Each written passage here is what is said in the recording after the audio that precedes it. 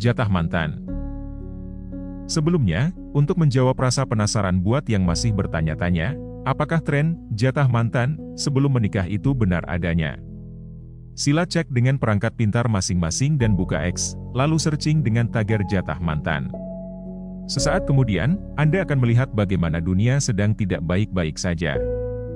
Degradasi moral menghiasi generasi muda Indonesia. Berawal dari utas di media sosial X oleh Brian Krishna, seorang penulis yang bermaksud riset untuk salah satu bukunya.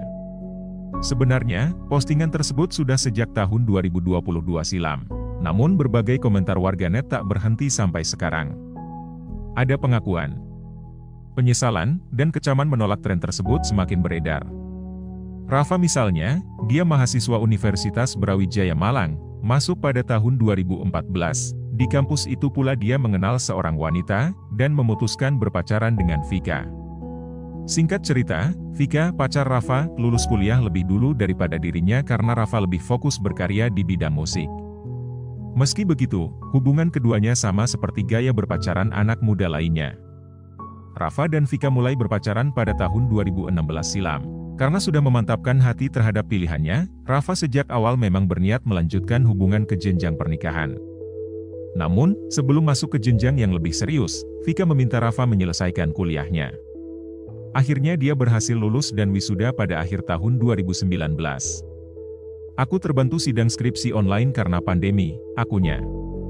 Akhirnya, impian Vika memiliki calon suami lulusan sarjana akan segera terwujud, karena Rafa sudah memenuhi persyaratan Vika. Pada awal tahun 2020, dia mendatangi keluarga Vika di Surabaya untuk melamarnya. Rafa mengaku, selang beberapa bulan setelah lamaran dia melaksanakan ibadah umroh ke Tanah Suci bersama dengan keluarganya. Hitung-hitung berdoa agar dilancarkan sampai akad pernikahan katanya. Namun, ternyata dia mendapati hal yang di luar dugaan. Saat di Makkah, setelah ibadah dia pulang ke hotel tempatnya menginap dan mendapati sudah ada sekitar 4 panggilan tak terjawab. Berikut pesan WhatsApp yang ditinggalkan oleh kekasihnya, Vika. Dalam pesan itu, dia mengaku hamil. Padahal, Rafa sebagai pacar dan calon suami yang telah melamarnya sama sekali belum pernah tidur dengannya. Sontak kabar itu membuat Rafa kaget dan mengurungkan niatnya untuk menikahi Vika saat itu juga. Karena setelah diusut, Vika mengaku telah melakukan seks di luar nikah dengan mantannya. Fenomena ini sebetulnya bukan hal baru. Sebab, sejak dulu berbagai penelitian sudah menyebutkan banyaknya generasi muda yang melakukan seks pranikah. Dan fenomena jatah mantan adalah salah satu yang muncul ke permukaan sosial media. Sebuah penelitian tentang determinan perilaku seks pranikah pada remaja laki-laki usia 15-24 tahun di Indonesia pada 2021, menyebutkan bahwa fenomena seks pranikah pada kalangan remaja ditemukan di perkotaan maupun di perdesaan.